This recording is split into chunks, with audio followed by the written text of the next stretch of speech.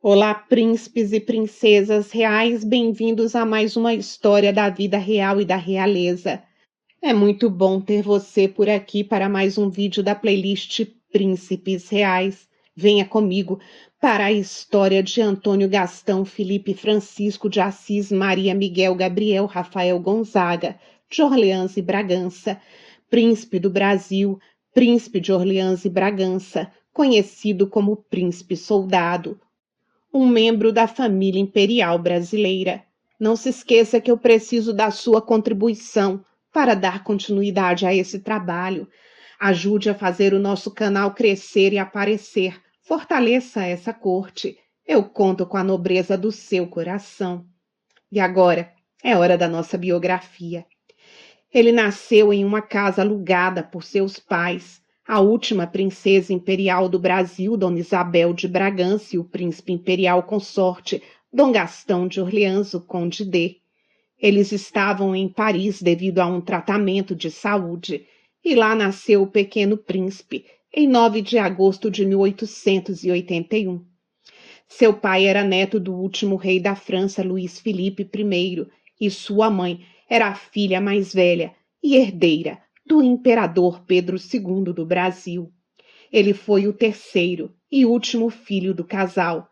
Seus irmãos mais velhos foram Luísa Vitória, a princesa do Grão-Pará, que não resistiu ao parto, o príncipe Pedro de Alcântara, o príncipe do Grão-Pará, nascido em 1875, e Luís Maria Filipe do Brasil, nascido em 1878. Em família, de forma muito carinhosa, o príncipe Antônio era chamado de Totó. Como o habitual, seu batismo foi apressado. Haviam sempre temores de que um pequeno corresse o risco de, por qualquer causa, perder a sua vida, sem receber o sacramento. Então, ele foi batizado em 27 de agosto de 1881. Após o seu nascimento, a família retornou ao Brasil, no mês de dezembro. Após 4 meses, quando ele já estava forte o bastante para enfrentar o retorno. Apesar de ter nascido no exterior, Dom Antônio Gastão foi príncipe do Brasil, mantendo a nacionalidade brasileira pelo seu registro. No Brasil, foi onde ele viveu os anos iniciais de sua vida, grande parte desse tempo passado na cidade de Petrópolis, chamada de a Cidade Imperial. Como filho da princesa herdeira e o habitual em sua família, Totó e os seus 2 irmãos mais velhos receberam uma educação esmerada, meticulosa. Seus tutores eram escolhidos pessoalmente por Dom Pedro II e todo o trabalho deles era supervisionado pelo barão Ramis Galvão, um médico, professor, reitor, filólogo, biógrafo e orador brasileiro.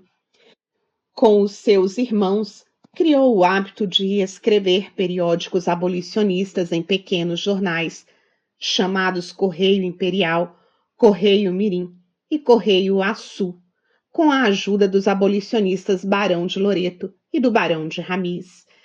O conteúdo principal dos jornais era a causa abolicionista e notícias de eventos patrocinados pela família imperial, com o objetivo de arrecadar fundos para a alforria de escravos, até a abolição acontecer de forma definitiva em 1888.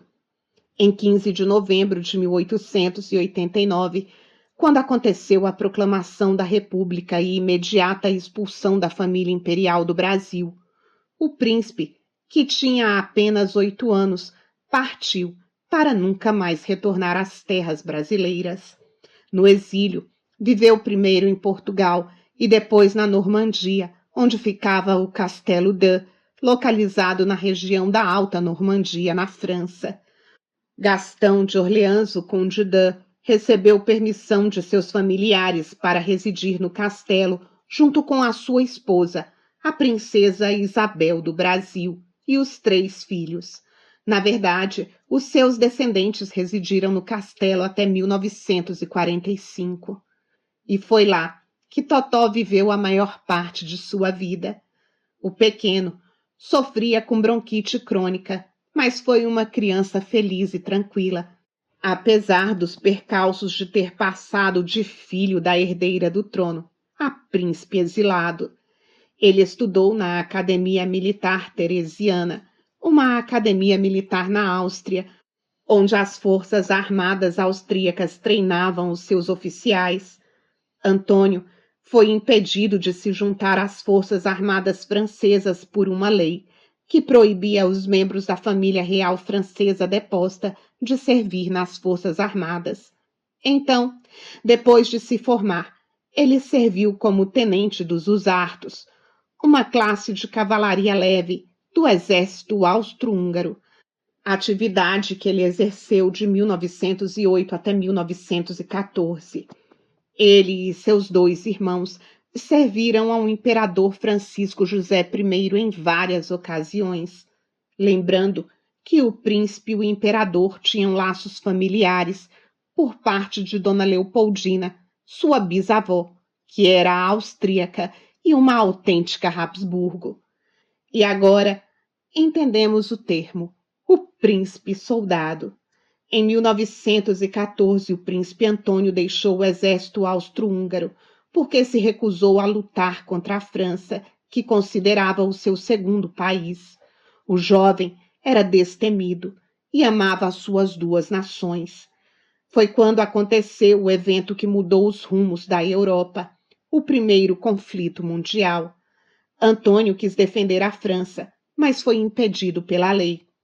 Com o seu irmão Luís, o príncipe Antônio solicitou permissão ao rei Jorge V do Reino Unido para ingressar em seu exército, e a permissão foi concedida. Assim, ele se alistou na Marinha Real Britânica e serviu ao lado dos britânicos como piloto de aviões. Ele foi comissionado como tenente dos Dragões Reais Canadenses, onde serviu a um braço aéreo do exército como oficial de inteligência. Em 1916, foi promovido a capitão e recebeu a Cruz Militar, um reconhecimento a um ato ou atos de bravura exemplar durante operações ativas contra o inimigo em terra, concedido a membros das forças britânicas de qualquer patente. Seguindo a carreira que ele amava, o príncipe foi ajudante de campo do comandante da Brigada da Cavalaria Canadense e brigadeiro-general do Exército Britânico entre 1917 e 1918. O príncipe brasileiro passou pela batalha sem ferimentos e sobreviveu bem ao conflito mundial. Foi fazendo o que mais amava que Totó, o príncipe soldado, perdeu sua vida, comandando um avião. Pouco antes de voltar para casa, o nobre morreu em um desastre aéreo, em 29 de novembro de 1918. O acidente aconteceu enquanto ele realizava manobras de exercícios cotidianos em Edmonton, uma cidade do norte de Londres, apenas 3 dias após o armistício.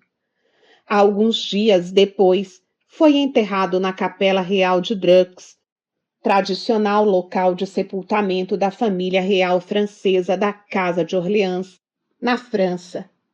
E você, já conhecia o príncipe e a sua história? O que você achou? Eu aguardo você e os seus comentários. Nos encontramos já já. Muito obrigada pela honra da sua companhia em mais um vídeo. Até breve.